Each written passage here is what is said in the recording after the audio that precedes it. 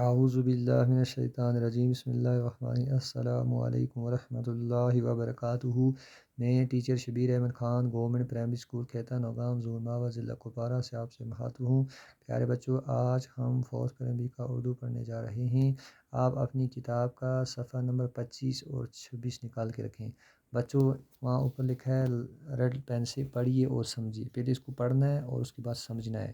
دیکھو بچوں، یہاں لکھے خلیفہ، خلیفہ بولتے ہیں اسلامی حکمران کو نا۔ یہاں لکھے وقف، وقف مانے واقف، واقف مانے جاننے والا۔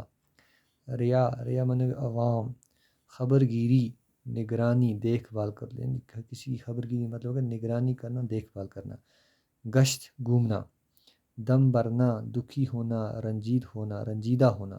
دم بھرنا مانے ہو گیا دکھی ہونا، رنجیدہ ہونا۔ ماجرا، حالت، واقع، کہانی۔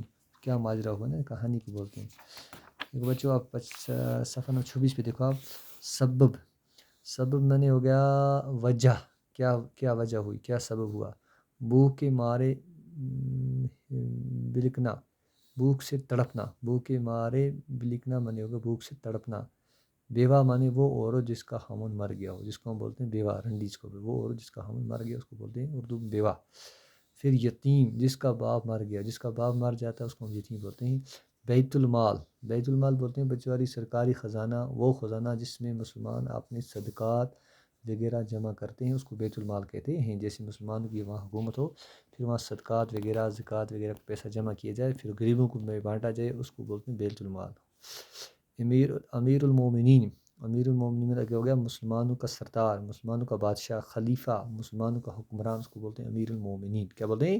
امیر المومنین کا مطلب ہوگا مسلمانوں کا سردار، مسلمانوں کا بادشاہ، خلیفہ، مسلمانوں کا حکمران۔ دیکھیں نا۔ اب بچوں، آپ کو کیا کرنا ہے، پہلے یہ دونوں یعنی سب الفاظ معنی آپ کو پڑھنے اور سمجھنے، اس کے بعد آپ نے جو انگلش کا اردو سوالات کاپی ہے اس پہ لکھنا ہے۔ تو جب اللہ کے حکم سے اسکول ری اوپن ہو جائیں گے تو میں آپ کی کاپی چیک کروں گا۔ آج اتنا ہی، کل اس سے آگے پڑھیں گے باقی۔ والسلام ورحمۃ اللہ وبرکاتہ۔